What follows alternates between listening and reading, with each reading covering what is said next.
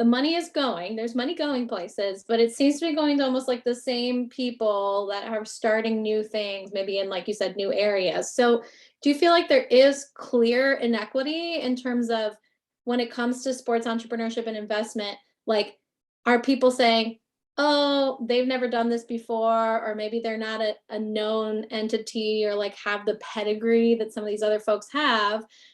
Whether it's directly like, these are the old white dudes in sports, right, that we're talking about, or not. Maybe it's just a company that is well known.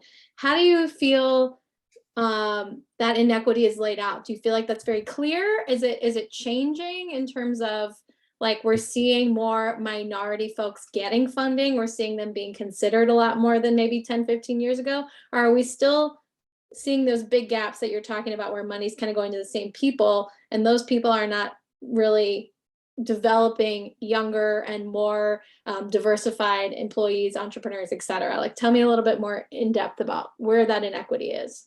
Yeah, I mean, we're seeing some, like I'd be lying if, every time I open my LinkedIn or Instagram, there isn't this new Black-led angel fund or this or this Mhm. that.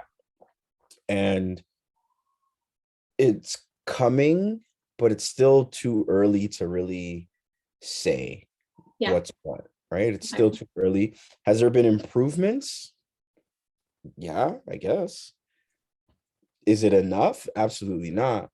Um, but there has been some improvements. Now, when you talk about, people that are receiving funding again coming from other spaces, this goes back to the lack of knowledge, right? We have people that are close to these problems but aren't sure on how to put together a business model around how to make money, right? So you take people that come from other spaces and do a quick Google search, collect some data, put a deck together. Oh, you've done this before, here's a check.